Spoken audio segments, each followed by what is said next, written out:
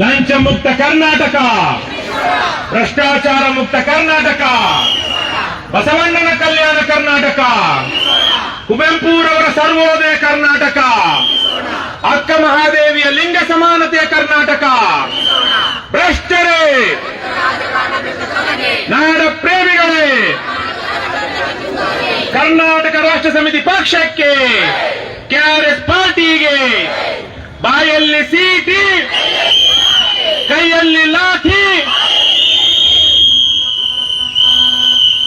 ಎಲ್ಲರಿಗೂ ಅಂತಾರಾಷ್ಟ್ರೀಯ ಮಹಿಳಾ ದಿನಾಚರಣೆಯ ಶುಭಾಶಯಗಳನ್ನು ಹೇಳ್ತಾ, ಇವತ್ತಿನ ಕಾರ್ಯಕ್ರಮದ ಅಧ್ಯಕ್ಷತೆಯನ್ನು ವಹಿಸಿರುವಂತಹ ಕರ್ನಾಟಕ ರಾಷ್ಟ್ರ ಸಮಿತಿ ಪಕ್ಷದ ಮಹಿಳಾ ಘಟಕದ ಅಧ್ಯಕ್ಷರಾದಂತಹ ಆಶಾ ವೀರೇಶ್ವರವರೇ, ಕೆಆರ್ಎಸ್ ಪಕ್ಷದ ಅಧ್ಯಕ್ಷರಾದಂತಹ ದೀಪಕ್ ಸಿಎನ್ ರವರೇ, ಇವತ್ತು ಮುಖ್ಯ ಅತಿಥಿಗಳಾಗಿ ನಮ್ಮೊಂದಿಗೆ ವಿಸ್ತಾರವಾಗಿ ಮಹಿಳಾ ಸಮಸ್ಯೆಗಳ ಬಗ್ಗೆ, ಮುಂದಿನ ಗೊತ್ತುಗುರಿಗಳ ಬಗ್ಗೆ ಮಾತನಾಡಿದಂತಹ ನಮ್ಮ ಆತ್ಮೀಯರು ಆದಂತಹ ಕವಿಗಳು, ಸಾಹಿತಿಗಳು, ಚಿಂತಕರು ಆದಂತಹ ಡಾಕ್ಟರ್ ಶರೀಫಾರ್ ಅವರೇ, ಕೆಆರ್ಎಸ್ ಪಕ್ಷದ ರಾಜ್ಯ ಕಾರ್ಯದರ್ಶಿಗಳಾಗಿರುವಂತಹ ಇಂದ್ರಾರೆಡ್ಡಿ ಅವರೇ, ಸಂಘಟನಾ ಕಾರ್ಯದರ್ಶಿಗಳಾಗಿರುವಂತಹ ರಂಜನಿ ದೀಪಾರ್ ಅವರೇ, ಕಾರ್ಯಾಧ್ಯಕ್ಷರಾಗಿರುವಂತಹ ರಘು ಜಾಣಗೆರೆ ಅವರೇ, ವೇದಿಕೆ ಮೇಲೆ ಮತ್ತು ಇಲ್ಲಿರುವಂತಹ ಎಲ್ಲ ಕೆಆರ್ಎಸ್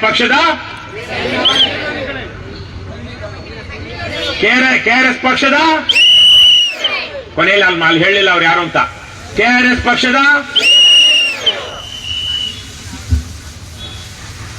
ಇಷ್ಟೊತ್ತನ್ನು ಬಹಳ ವಿಸ್ತಾರವಾಗಿ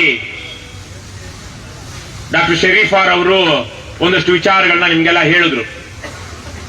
ಅವರು ಎಂಎ ಮತ್ತು ಪಿಎಚ್ಡಿ ಮಾಡಿದ್ದಾರೆ. ಪಿಎಚ್ಡಿ ಮಾಡಿರುವಂತಹ ಡಾಕ್ಟರ್ ಅವರು. ಬಹುಶಃ ಇಲ್ಲಿ ನಮ್ಮಲ್ಲಿ ಯಾರನ್ನು ಪಿಎಚ್ಡಿ ಮಾಡಿರೋರು ಇಲ್ಲ ಅಂದ್ಕೊಳ್ತೀನಿ. ಆದ್ರೆ ಮಾಸ್ಟರ್ಸ್ ಡಿಗ್ರಿ ಯಾವ್ದಾದ್ರು ಇರಬಹುದು, ಅದು ಇಂಜಿನಿಯರಿಂಗ್ ಅಲ್ಲಿ ಇರಬಹುದು ಅಥವಾ MA, MPhil, MCom, MSc, MBA ಈ ತರ ಮಾಡಿರೋರು ಅಲ್ಲೂರು ಇದ್ದಾರೆ. ಆದ್ರೆ ನಮ್ಮಲ್ಲಿರುವ ಬಹುತೇಕರಿಗೂ ಮತ್ತು ಶರೀಫಾರ್ ಅವ್ರಿಗೂ ಒಂದು ವ್ಯತ್ಯಾಸ ಇದೆ. ವಿಶೇಷವಾಗಿ ಮಹಿಳೆಯರನ್ನೇ ತಗೊಳ್ಳೋಣ. ಏನಿದೆ? ಅವರು ಕೇವಲ ಪಿಎಚ್ಡಿನೋ ಡಿಗ್ರಿನೋ ಮುಗಿಸ್ಕೊಂಡು ಅಲ್ಲಿಗೆ ಪುಸ್ತಕ ಎತ್ತಿಡಲಿಲ್ಲ. ಅವರು ನಿರಂತರವಾಗಿ ಅಧ್ಯಯನದಲ್ಲಿ ತೊಡಗಿದ್ದಾರೆ.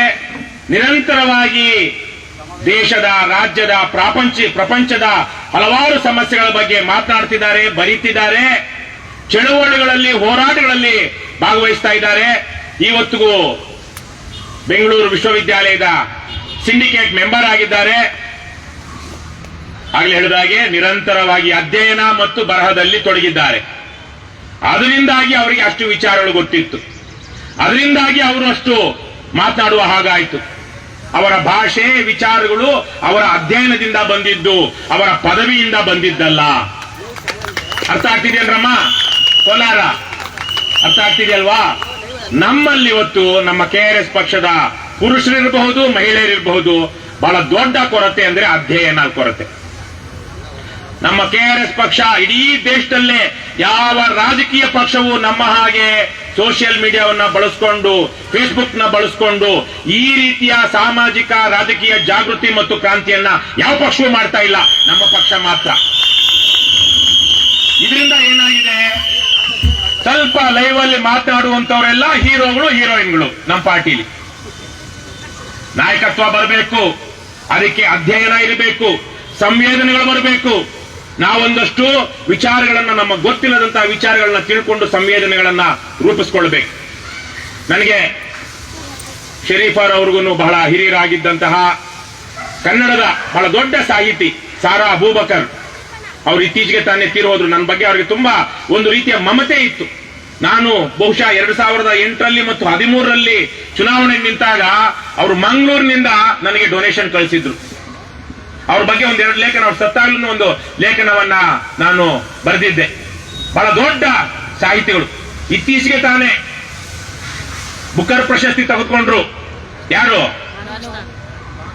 ಯಾರಮ್ಮ? ಕನ್ನಡಕ್ಕೆ ಒಂದು ಬುಕ್ಕರ್, ತುಂಬಾ ದೊಡ್ಡ ಹೆಸರುವಾಸಿಯಾದಂತಹ ಸಾಹಿತ್ಯದ ಪ್ರಶಸ್ತಿ ಅದು. ಬಾನು ಮುಷ್ತಾಕ್ ಅವರು ವಕೀಲರು, ಪತ್ರಕರ್ತರು, ಸಾಹಿತಿಗಳು. ಅದೇ ರೀತಿಯಲ್ಲೇ ಡಾಕ್ಟರ್ ಶರೀಫಾರ್ ಅವರು.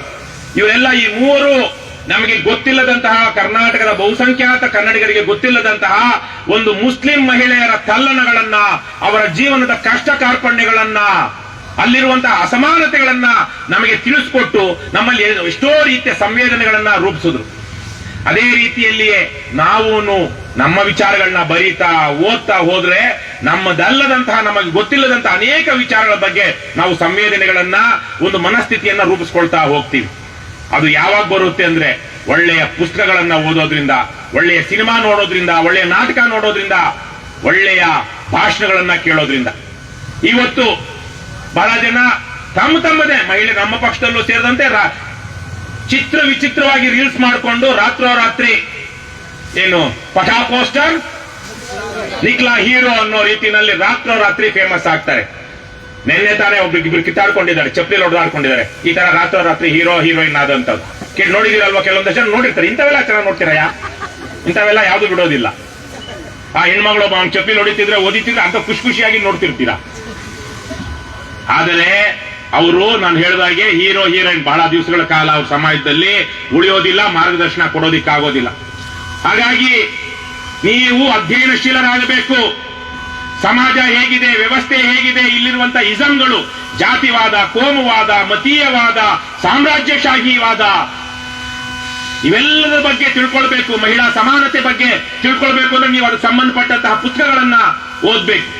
ಇವ್ಯಾವ ಓದ್ದೆ ನಾವು ಬಂದು ಏನೋ ಒಂದು ಮಾತಾಡ್ಬಿಡ್ತೀವಿ, ಒಂದು ಚರಂಡಿದೋ ಪೊಲೀಸರ ವಿರುದ್ಧ ಒಂದು ಲೈವ್ ಮಾಡ್ಬಿಟ್ಟು ಹೀರೋಗಳಾಗ್ಬಿಡ್ತೀವಿ ಅಂದ್ರೆ ನಮ್ಮ ಪಕ್ಷದಲ್ಲಿ ಅಷ್ಟೇ ಅಲ್ಲ, ಎಲ್ಲೂ ನಿಮಗೆ ನಾಯಕತ್ವ ಸಿಗೋದಿಲ್ಲ.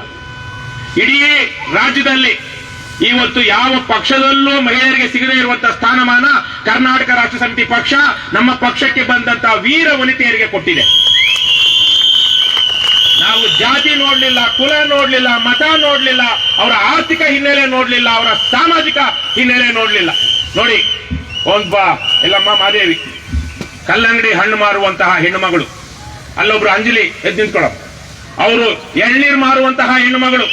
ಇವತ್ತು ಜಯನಗರದಲ್ಲಿ ಅವರು ನೂರಾರು ಜನರಿಗೆ ನ್ಯಾಯ ಕೊಡಿಸಿದ್ದಾರೆ. ಇಲ್ಲಿ ಶಬಾನ ಎಲ್ಲಪ್ಪ ಪಿಂಚನ್ ಮಾಮ ಶಬಾನ ಈಗ ತಾನೆ ಎಲ್ಲೋ ಆಚೆ ಹೋದಂಗಾಯ್ತು.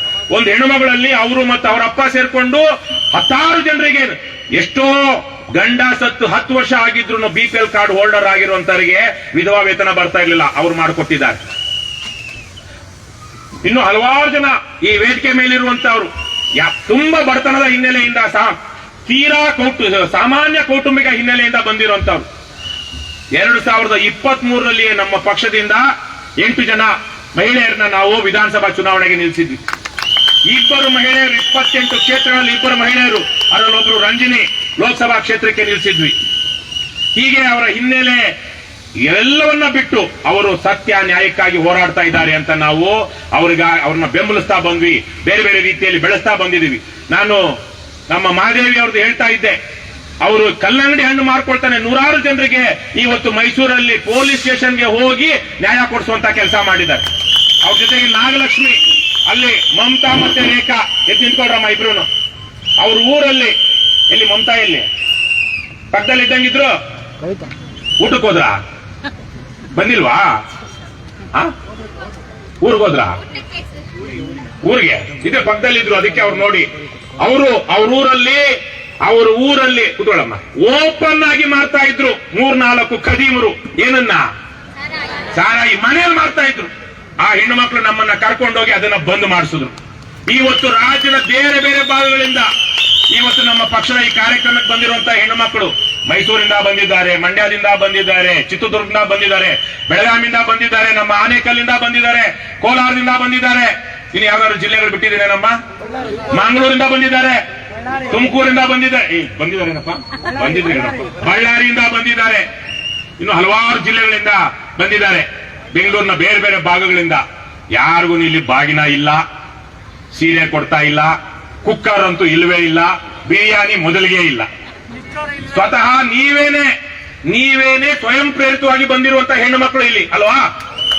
ಆಮೇಲೆ ನೀವು ಟೀ ಶರ್ಟ್ ಹಾಕೊಂಡ ಕಾರಣಕ್ಕೆ 4-6 ಜನರಿಗೆ ಸಹಾಯ ಮಾಡಿದಂತ ಹೆಣ್ಮಕ್ಳು ನೀವು.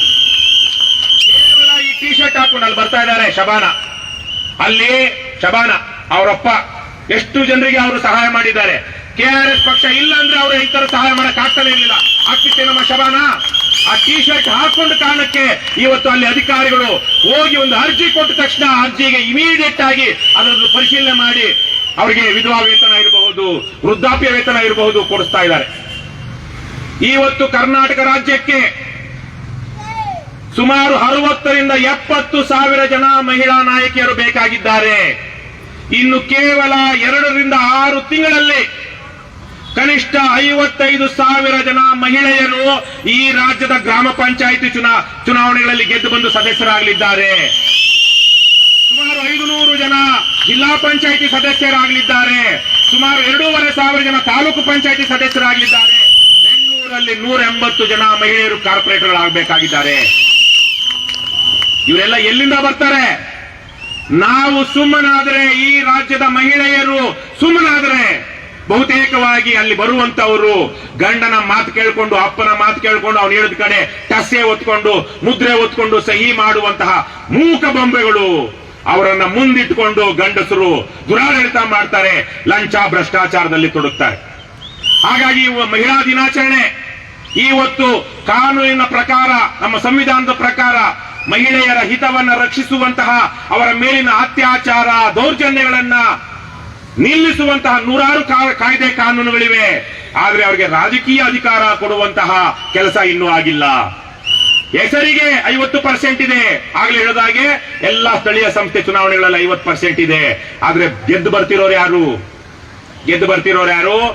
ಯಾವ ಬಲವಂತವಾಗಿ ಹೆಣ್ಣು ಮಕ್ಕಳನ್ನ ಕರ್ಕೊಂಡು ಬಂದು ನಿಲ್ಲಿಸ್ತಾ ಇದ್ದಾರೆ. ಅದೇ ಆ ಊರಿನ, ಆ ಕ್ಷೇತ್ರದ, ಆ ನಗರದ ವಿದ್ಯಾವಂತ ಮಹಿಳೆಯರು, ಹೋರಾಟಗಾರ್ತಿಯರು, ಸಮಾಜಮುಖಿ ಚಿಂತನೆಯುಳ್ಳ ಚಿಂತಕಿಯರು ಬರ್ತಿದಾರೆ ನಮ್ಮ ಬರ್ತಿಲ್ಲ. ಇವತ್ತು ಚುನಾವಣೆಗಳಲ್ಲಿ ಗೆಲ್ಲಬೇಕು ಅಂದ್ರೆ ಏನಿರಬೇಕು? ಹಣ, ಬ್ಲಾಕ್ ಮನಿ, ಕ್ಯಾಶ್. ಗಂಡಸರಿಗೆ ಲಿಕ್ಕರು, ಹೆಂಗಸರಿಗೆ ಕುಕ್ಕರು, ಎರಡೂ ಬೇಡದೇ ಇರೋರಿಗೆ ಇದನ್ನ ಹಂಚೋರಿಗೆ ಓಟು ಅಲ್ವಾ?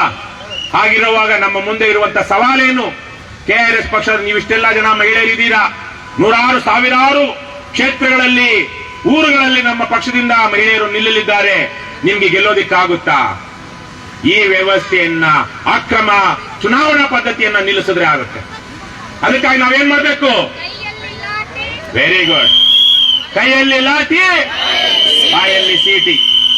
ಮಹಿಳೆಯರು ಇವನ್ನೆಲ್ಲ ಅರ್ಥ ಮಾಡಿಕೊಂಡು ನಮ್ಮ ಪಕ್ಷದಲ್ಲಿರುವಂತಹವರು ಹೆಚ್ಚಿಗೆ ಅಧ್ಯಯನ ಮಾಡಬೇಕು, ಹೋರಾಟಗಳಲ್ಲಿ ತೊಡಕೊಳ್ಬೇಕು. ಸಣ್ಣತನ, ಈ ಸಣ್ಣ ಆಲೋಚನೆಗಳನ್ನ ಬಿಟ್ಟುಬಿಡಬೇಕು. ಎಲ್ಲ ಕುಲ ಮತಗಳ ಮತೀಯತೆಯನ್ನು ತೊಡೆದಾಕ್ಬೇಕು. ಮೂಢನಂಬಿಕೆಗಳನ್ನ ತ್ಯಜಿಸಬೇಕು. ನೀವು ನಿಮ್ಮ ಮಕ್ಕಳಿಗೆ ಆದರ್ಶವಾಗಬೇಕು. ಅವರಲ್ಲಿ ಭಯ ಬಿತ್ತನೆ ಮಾಡುವಂತಹ ಭಯೋತ್ಪಾದಕರಾಗಬಾರದು ನೀವು.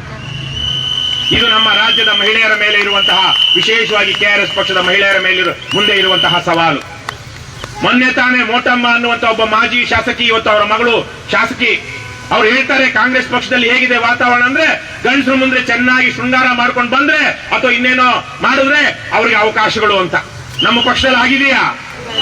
ನಮ್ಮ ಪಕ್ಷದಲ್ಲಿ ಸ್ವತಂತ್ರ ವ್ಯಕ್ತಿತ್ವ ಇರುವಂತಹ, ಇನ್ನೇನು ಅಷ್ಟೇನು ತುಂಬಾ ದೊಡ್ಡ ವಿಚಾರಗಳು ಇಲ್ಲದೆ ಇದ್ರು, ಕಲಿತೀವಿ ಅನ್ನುವಂತಹ ಹಂಬಲ ಇರುವಂತಹ, ಹೋರಾಟದ ಕೆಚ್ಚು ಇರುವಂತಹ ಧೀಮಂತ ಮಹಿಳೆಯರು, ಅವರಿಗೆ ಇಲ್ಲಿ ಅವಕಾಶ ಇದೆ.